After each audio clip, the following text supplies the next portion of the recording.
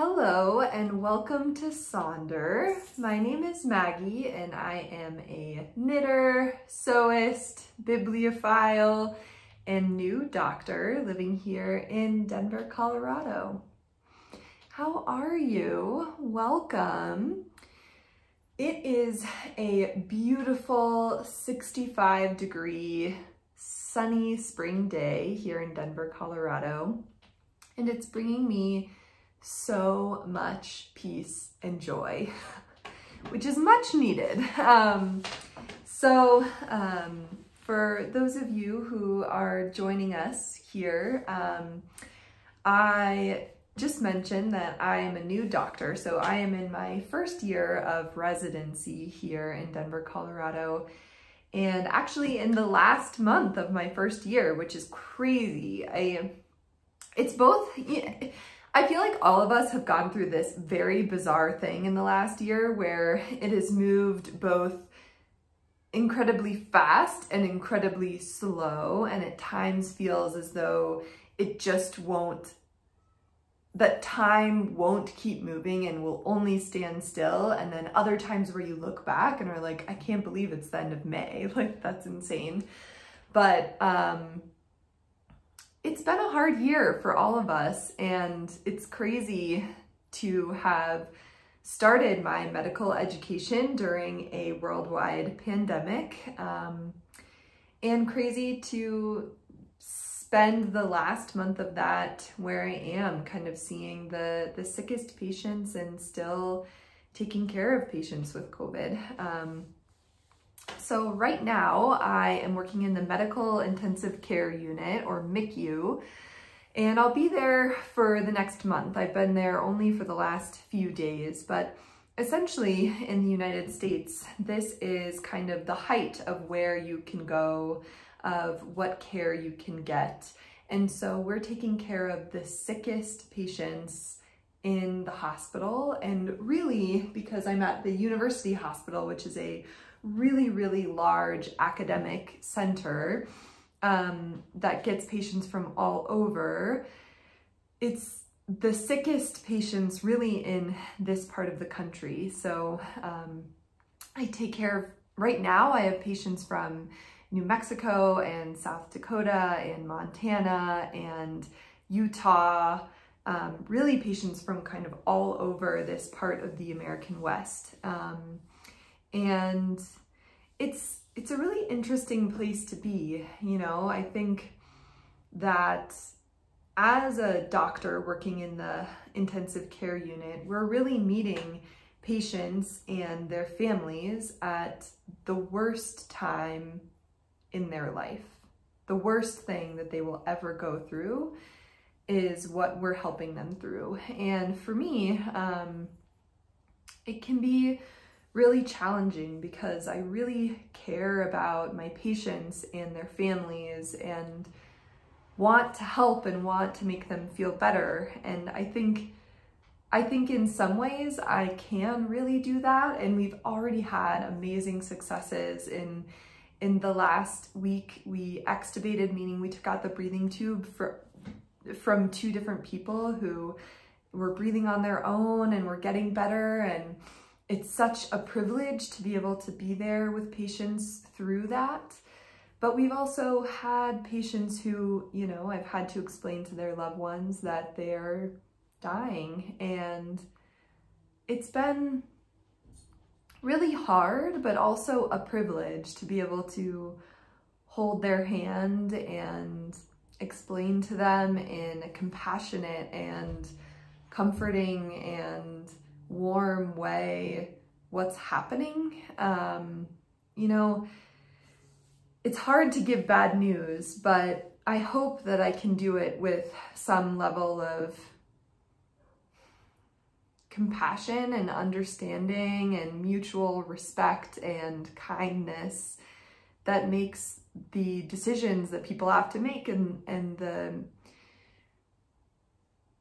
the realizations they're coming to as gentle as possible, while also kind of being honest and explaining what's going on. And I don't know, it's so interesting because I started reading a new book and actually finished it, so I'll talk about it later, but one of the characters in the novel is a healer. She is kind of, she kind of uses witchcraft, but she is a healer, and it's so interesting because there's this one scene where she's caring for someone who is dying and is needed somewhere else, like for her family, and someone says to her, like, what's the point? They're, you know, they're dying, let's like move on. And she says this thing back to him, which is essentially that, especially the mailman just came. She says this thing back to them that is essentially that, especially in our last moments, in the end of our life, we deserve someone to be there and to care and to help them kind of move to whatever is after we die, whatever comes, and help the families and things like that. And so that was just a really powerful thing for me to read, like right as I'm in the medical ICU. And I think just goes back to how important reading is, and how, you know, books that take place in like the 16th century can make you interpret your own life and think about things in a different way. I think up until I sort of read that part of the book, I was honestly really dreading going to the MICU because I have anxiety. I've talked about how I have anxiety, and I was really worried to be there for all of these horrible things for patients who are really sick and potentially dying. And it really helped me and brought me a sense of calm to know that, you know, even if this is their last breaths or their last moments, that I can bring something to that, and I can sort of help that transition be as calm and gentle as I can. So I don't know, it was really powerful, and I thought I would just mention it because honestly, at the end of the day, I'm so happy to have all of these people here to share our lives and our experiences, and is really just a way for me to kind of document what's gone on in my life. I'm not really a journaler necessarily in terms of writing. I'm not super eloquent at writing, but I love the idea of kind of keeping track of the things that are happening in your life, so that maybe someday I can look back and think about where I was at this time in my life, which it's been a crazy year. So anyway, what else have I been up to? I planted my garden. So Sean and I had all of these like big plans for what we were going to plant, and then we just sort of came to the conclusion that there was no way we were going to be able to do everything that we wanted to do while we're both so busy. And so we just planted the garden beds that we have, and I think it's going to be really wonderful. We're going to get a little bit of vegetables and some fruits and things like that. Nothing to the point that I want. I have this vision in our backyard where we have many, many garden beds and a little chicken coop and maybe a little honeybee hive. But for right now, we're just sticking with what we got and moving on. You know, we have to be graceful with ourselves. I feel like all of us have these things where we're like, it's not enough. I'm not doing enough, but you are doing enough. I am doing enough. Just being here and being authentic, that's all we can ask for. So yeah, so we planted our garden and that was great. And other than that, honestly, I've just been working. I've been working so much, but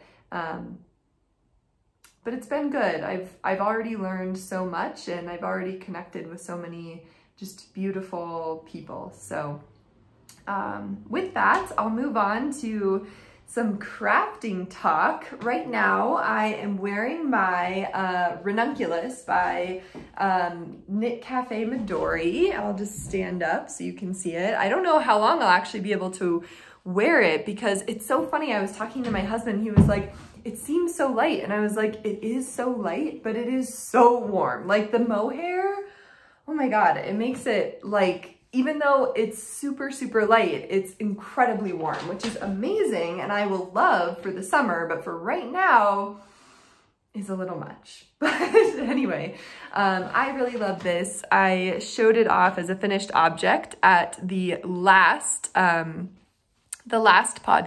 but it's so beautiful. I really, really love it. And I'm also wearing some earrings that I made with a good friend of mine who learned how to silversmith from her grandfather. So those are all of the handmade objects that I am wearing right now. And so I will move on to what else I have been knitting.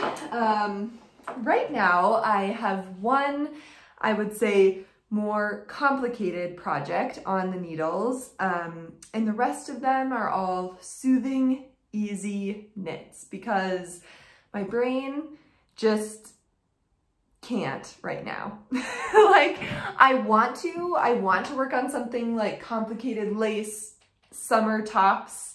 Like that is what I want to have in my wardrobe. But I think that my like brain just like actually can't do that. And so I have been knitting quite a bit on my what is this? This is by September Knits, and it is the Birch Creek bandana. So I actually moved my little butter beer so that you can see where I left off last week. And I have knit quite a bit. So I've almost doubled the length of this little bandana. It is knit out of fingering weight yarns. This is Fiber Story Gilded, which is this really beautiful silk and merino single ply yarn. And then this Fiber for the People, Surrey alpaca silk, which is also incredibly beautiful. And because it is a lace weight and a fingering weight, it actually knits up quite slowly, but it's just perfect for what my mind needs right now. Like I don't need to think about it at all. I can just pick it up and put it down wherever I am, and I'm really enjoying it. I think that it will be a really beautiful little wrap for when the weather gets cold, and I think because it has the alpaca and the silk, it will be very, very, very beautiful. So anyway, the next thing that I have been working on, put this down here, is my blanket. So I have shown this off. This is the Northeasterly Blanket, which I feel like everyone started knitting a couple of years ago.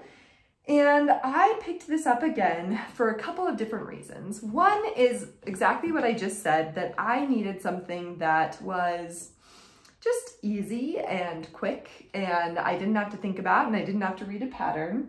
And also because it allows me to play with color in a way that I wasn't really getting to with my other projects. So I just wanted to knit with different yarn and colorful yarn, and so I went back to this so that I could pick up mini skeins and kind of just play with color and see the beautiful hand-dyed yarns. So I also put a little keeper here so that you can see how much I've knit. It's a little bit hard because I have this kind of tied on here, but I've knit from here all the way up here. So not a lot, but it's been really fun. This, and these two yarns are all from my Lambstrings Wool October 2020 advent calendar that I got last year for turning 30. And then this is from my Nordiska. It is Fiber for the People. And yeah, I really, really enjoyed knitting this. You know, it's such an easy pattern, and for me, I am not worrying at all about colors. I just kind of grab whatever is calling to me at that time, and I think it actually is making this blanket that is like so ugly, it's kind of amazing, you know? Like, I don't know. And because it has every color in the world, I feel like no matter what furniture I have, it will go with that because it's just like the ugliest, most beautiful blanket in the world. So yeah, if you're having a rough time or just going through something hard, which I feel like it's 2021 and last year was 2020. So all of us are going through something hard. I highly recommend picking up a blanket in which you can look through your beautiful skeins of yarn, be them mini skeins or little bits and bobs or things that friends have sent you, and cast on and play with color and just do something easy and mindless, but that allows you to see change and progress. It's been really fun, and just having the bright colors around me has really been wonderful to kind of bring me some joy. So I don't know, try it out. And then the last thing that I have been knitting on this week has been my Bouquet sweater by Junko Okamoto. And this is in my Nerd Bird Makery Craftivism bag, which is one of my favorite bags that I own. And let me see.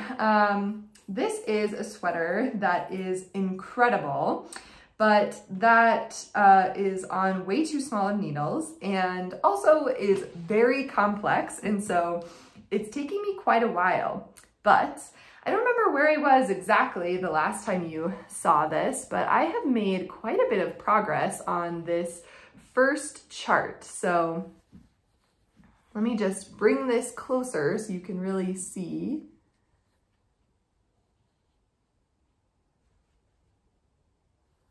So beautiful. And then this newer part of the chart is kind of coming on. So I'm loving this. It's unlike anything I've ever knit before, but I think that it's something that I will really, really love. So yeah. I don't have a whole lot to say. This is the newsprint. So this is in Brooklyn Tweed Shelter in the newsprint and then Hayloft colorway. And the Hayloft is this really beautiful kind of yellow with bits of bright orange and green. I really, really love this. This might be my favorite colorway that they have right now. It's just so complex and so beautiful. And then this is the newsprint. So I'm holding these two together. And yeah, I'm really enjoying how the ladderback jacquard has been working. So I mentioned in the last podcast that I was using a technique called ladderback jacquard that essentially allows you to build a second layer of knit stitches in your contrast color so that you can carry it over many, many stitches, which is important because it's a little bit hard to see, but this goes from here all the way over to here. And I really think this is kind of the perfect place to stop because you can see that there's no bunching and you can't see any of the floats or any of the catches on this side. And it just lays very, very smoothly. I think it will block out really, really smoothly. It's not like getting, it's not getting like ruffled or anything like that, which Christy Glass recently knit this and she had a lot of trouble with this section getting it to lay flat and didn't do this technique. She was just, I think, catching her floats, but it didn't work quite as smoothly as this. And then I think it's so cool to see the back. So this, so this is the front, this is the right side. And this is the wrong side. It's so crazy. And you can see the layer of jacquard fabric that is back here. that amazing? So yeah, I'm just kind of throwing in jacquard stitches wherever I feel like I need them. At first I was trying to be very regimented, and now I'll just like throw one in because I've noticed that it works really easy. It's really easy for me to tell what's a jacquard stitch versus what is like a stitch that should actually be part of the sweater pattern. So yeah, I'm really, really enjoying it. It's really cool to learn this new technique. I'm loving this sweater. I am gonna just keep working on it slow and steady and trying to be kind with myself, and knowing that even though it's a worsted weight sweater, that it will probably take a little bit more time than usual because it's very complicated. It's very complex, but I've learned a lot. I've already learned a lot of really cool techniques, and I think it's gonna be a sweater that I'm gonna love to wear. Just kind of an oversized sweater with some mom jeans in the winter next year. Yes, please. Yes, please. So yeah, the next thing, that is all of the knitting content, but I actually have quite a bit of sewing content. I showed off a beautiful dress that I was working on during my last podcast, and I have not touched that at all.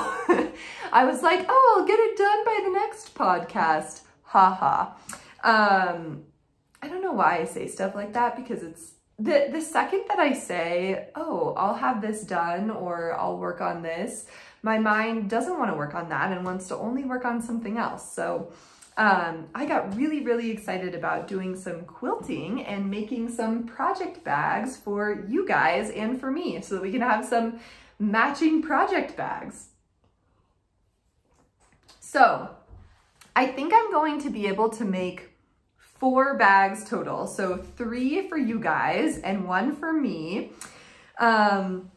And my plan is that once we hit 500 subscribers, I was going to just have everybody sort of comment to be able to win one of these bags, and then I'll send it to you in the mail. So let me show them off. The front will all be very similar to this. So this, I think this is like a log cabin technique, but honestly, I just started like cutting strips and just sewing. I think that's part of the reason why I actually really love quilting, because it's fun to just use small scraps of fabric and put them together in these really beautiful ways. So this is the one that I made. And the back is going to just be this square, these squares of squares put together. So that's one of them, and my plan is to use this really beautiful waxed canvas for the bottom of the bag, so it will be kind of like this much of the waxed canvas, and just to give you a sense of what it will look like, I'll try to hold these up. So it will essentially look like this.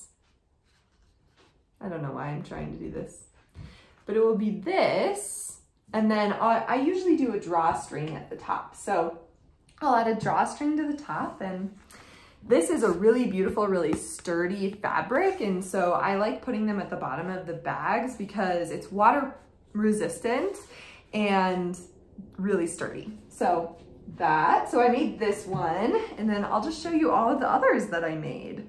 They're all a little bit different, but using the same fabrics in general. I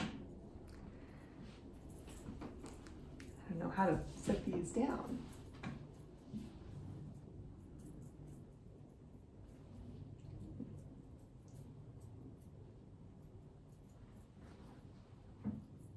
This one I don't know.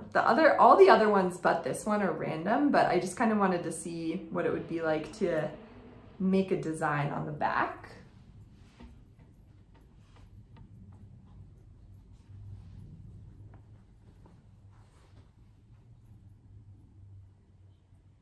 I really like this one.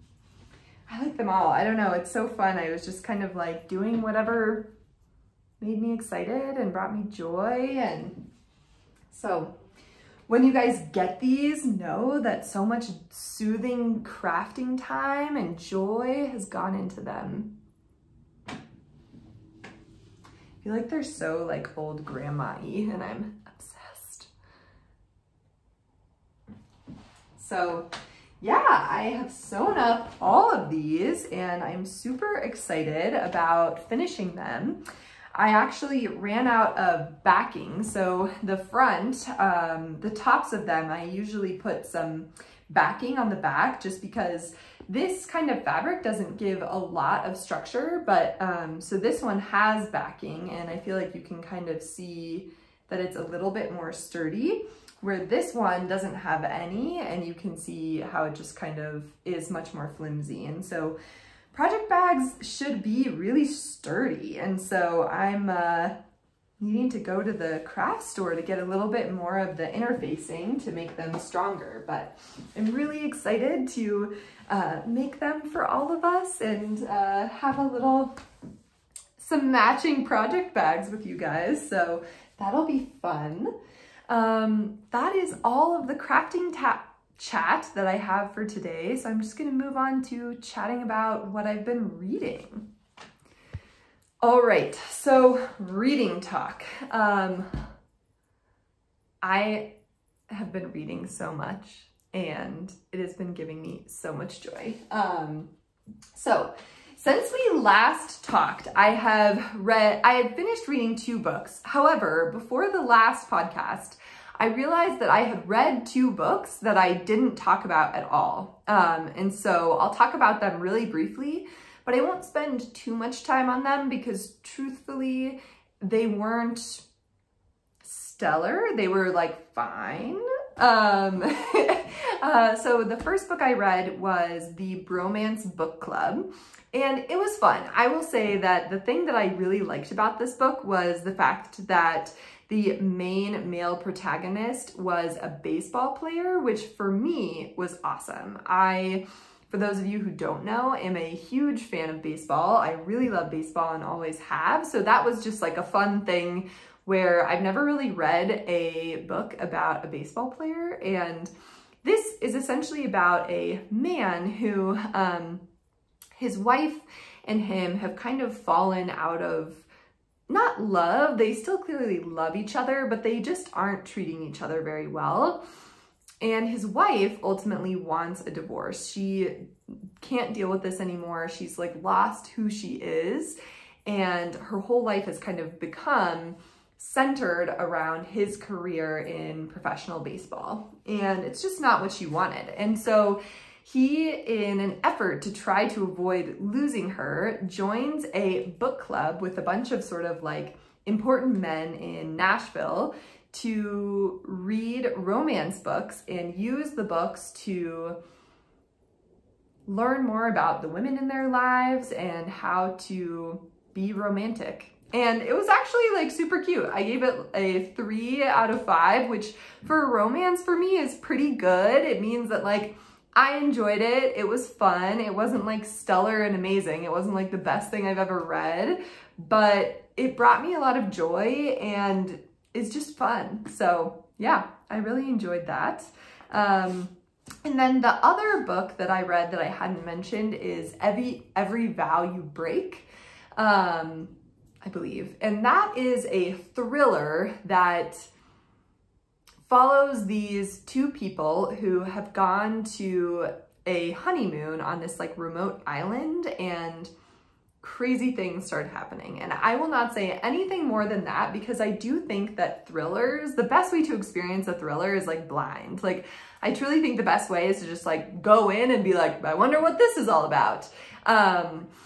And I will say that it was like fine. It wasn't amazing. It wasn't mind-blowing. I probably would give it like a 2 out of 5. I actually thought it was like not super well thought out and kind of stupid, but I also like already knew what the deal was at the beginning. Like it was really easy to see all of these like crazy twists and turns from the very beginning. So I don't know. I thought it was like just okay. But it was a nice escape, and so I'll give it that. Like, it was a very nice escape, so yeah. The next book that so those are the books that I read a couple of weeks ago. And then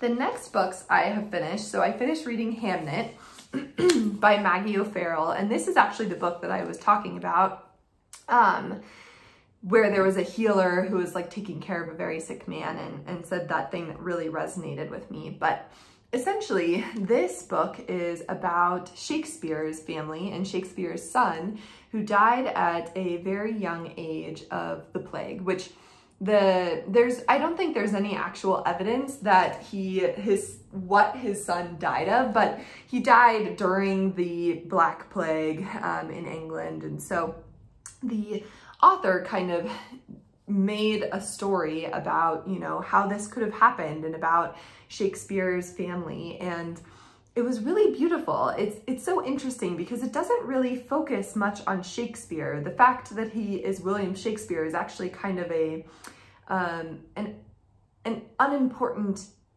thing, and is only important for the fact that he's not at home all the time. And it actually really centers around his wife and his children and the kind of small life that they live in the English countryside. And it was wonderful. It was really beautifully written, really insightful and gorgeous. I gave it a 4 out of 5. I really, really enjoyed it.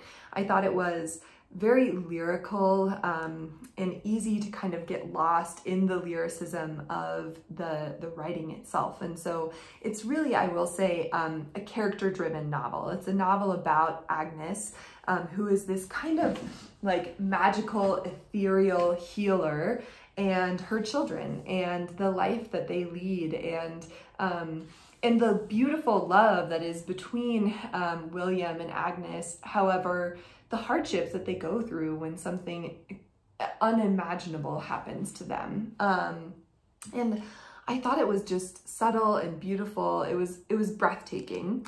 The only reason why I didn't give this 5 out of 5, and this is so funny because it was so beautifully written, but there is one thing that really started to annoy me about this book, and that is the like relentless use of lists. Like the author will list off like 20 things and then like move on. Like she'll be like talking lyrically, and then it will be like the chair, the table, the lampshade, the photograph, the floor, you know, like, and I think what she is trying to do is make it set the scene in a really beautiful and poignant way. And I think that having long lists of things like that can set the scene and be really poignant and beautiful. However, only if it's used sparingly, and that writing style should not be like every single page. Like I do feel like there was just like times where I would be like, okay, like you needed an editor to tell you to stop lists because it's just it's pulling me out of the story because I'm getting annoyed with how often you're doing this. Where I feel like if you want to use that, it can be a really powerful writing technique, but only if it's used for a specific moment, you know, like if at the time in which her child passes or she's getting married or her, you know, if there's this really big important thing that happens in the story, then listing off a bunch of different things that Agnes is seeing and experiencing, I think can be really powerful to make you understand the minute little details that you focus on in this moment of fear or love or elation or sadness, but not if it's used like every 10 pages. So I don't know.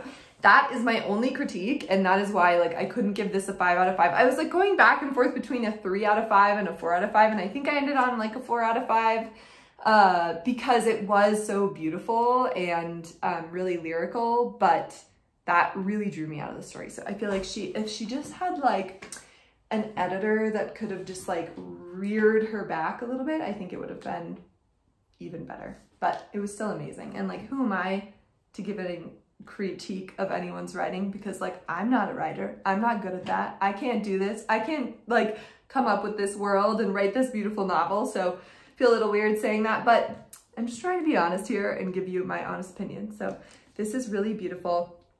Huge, huge trigger warnings for death of children. If that is something that you have experienced in your family, as I have, there are many people in my family I would absolutely not recommend this to, because it will be too real. So know that that happens. I think it's obvious that that happens, you know, just based off the synopsis of the book itself, but just know that it deals with that in a very real and visceral way. So read with that in mind. The next book that I finished was The Name of the Wind by Patrick Rothfuss. So fucking good. Oh my God, 5 out of 5. This is like the best fantasy that I have read this year. Maybe my favorite adult fantasy of all time.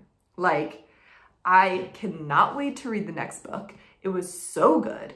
Again, this is a character-driven fantasy, adult fantasy novel about a man named Kvothe, who you first meet in an inn, and you quickly begin to realize that this man is more than just a middle-aged innkeeper in the middle of nowhere, that he knows things and has a story to tell that's very important. And he begins to tell that story to a sort of traveler. And this follows Kvothe from when he is a child all the way into his adulthood. The first book really centers mostly on his young life. And at the end of it, you're really working your way into his sort of teenage years. So it is definitely a slower novel, but boy, is it amazing. I am absolutely obsessed with this book. I cannot wait to read the next one. I've heard the next one is even better than this one, which I'm like, how is that possible? This was amazing. I will say that this is an amazing book, as I said last week, for people who really like literary fiction and maybe want to like dabble in fantasy. I think this is something that you will really, really love, because the magic system is explained in such a beautiful and slow and perfect way that it really allows you to not get overwhelmed with being in this whole new world. And that, to me, is most important, because sometimes with these epic fantasy novels, I can just get bogged down in all of the different things that I'm supposed to know and learn. And so, yeah, this is amazing. I will say for some fantasy readers, they may not like it as much as other fantasy books because of that, and because it is much more of a character-driven novel rather than a plot-driven novel. So it's much more about Kvothe and his inner thoughts and his life and what he's been through, and less about the like epic battles and like, you know, crazy magic. That happens, and I think that probably happens even more in the next book, but it's definitely less of a focus on that. So I highly, highly recommend. It's so good, so good. And then the last 2 books I want to talk about are just the books that I am reading right now.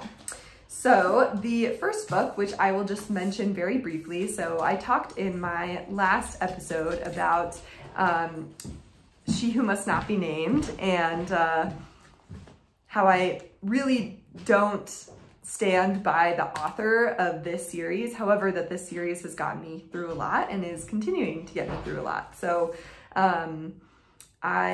being in the MICU right now, really need something that is bringing me joy and comfort and solace, and something that feels homey. And so I've been rereading Harry Potter, and I am currently on Harry Potter and the Order of the Phoenix. So I am actually almost done with this book, and I don't want to give any spoilers away, but someone who I love is about to die.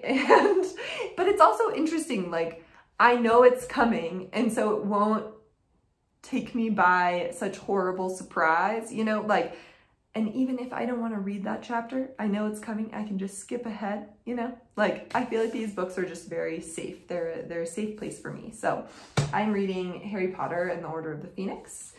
And this book, which is so good. This is Cemetery Boys by Aiden Thomas. It is a YA novel that follows a young trans boy, well, not young trans boy, he's like a young trans man, he's a teenager, who is trying to prove to his magical family that he is a brujo, which means in, it's kind of hard, it's kind of like a fantasy, but mostly takes place in the real world, but his family just happens to be kind of magical. And they have the ability to heal. The women, the brujas, have the ability to heal, and the men, the brujos, have an ability to kind of help ghosts move on to the afterlife and then kind of like bring ghosts back during Dia de los Muertos. So it is so good. I love, okay, I feel like I should just read it to you. Because I feel that I'm not doing it justice, but it's bringing me so much joy. They're so feisty. Essentially what happens is, in an attempt to prove that he is a real brujo, he goes to a cemetery and tries to call the ghost of his recently killed cousin. And when he does that, he accidentally calls the ghost of this sort of like bad boy of his high school, and then has to kind of help him move on to the afterlife. It's a little bit hard to explain, so let me just read this. Yadriel has summoned a ghost, and now he can't get rid of him. When his traditional Latinx family has problems accepting his gender, Yadriel becomes determined to prove himself a real brujo. With the help of his cousin and best friend, Maritza, he performs the Quinces ritual himself, and then sets out to find the ghost of his murdered cousin, Miguel, and set it free. However, the ghost he summons is actually Julian Diaz, the school's resident bad boy, and Julian is not about to go quietly into death. He's determined to find out what happened and tie up some loose ends before he leaves. Left with no choice, Yadriel agrees to help Julian so they can both get what they want. But the longer Yadriel spends with Julian, the less he wants to let him leave. Oh my gosh. I feel like it's gonna be kind of like a supernatural love story that's also a coming of age story. Like that's where we're at right now, is kind of this like beautiful coming of age story. And I think the thing that I really love about this book is that the center character, Yadriel, is a trans boy, and the book is about him sort of trying to prove to his family that he is a boy. And so, of course, it deals with the, you know, people dead naming him, people using the wrong pronouns and getting things wrong. But that is part of it. And I think that that is an important thing to help trans youth know, you know, that this happens and that they're not alone, that this happens to unfortunately happens to a lot of trans youth. However, what's more important than that is that the book doesn't dwell on that. The book more so right now dwells on the love. The love that supports this kid and shows that he is who he is. And oh, I love his relationship with his cousin Maritza. It's so beautiful how much she loves him and supports him and kind of gears him on. His mother is also incredibly supportive, and though she's passed on, it's beautiful to hear his stories about what she was like before she died. And then his experience meeting Julian, this sort of resident bad boy. So it's so interesting. I think like the one thing that I'm worried about is like, they're gonna like fall in love like Casper and then he's just gonna like leave forever. Like, I don't know. I'm a little bit unsure of how this is gonna end in a like happy and uplifting way. So I don't know. I'm really enjoying it. It's really fun and really important.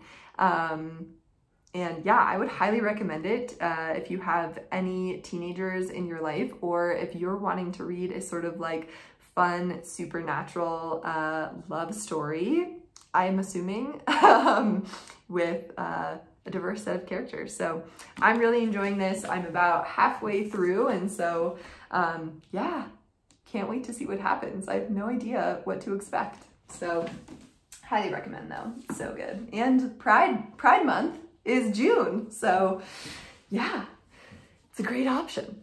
All right, that is all I have for today. So with that, I just want to, you know, connect and make sure that you're being kind to yourself and knowing that whatever you're doing, it's enough, and that we all need to support each other and send warm thoughts and kindness and a big hug through you know, the ether to you. If you need help, I hope you know that there are people there who are happy and willing to help. And I hope that you can go out and breathe in the fresh air and take a walk and feel the sun on your skin and know that it's going to be okay and that it's going to get better. I have hope. I have hope for that. So with that, take care of yourselves, take care of each other, and I'll see you soon. Bye.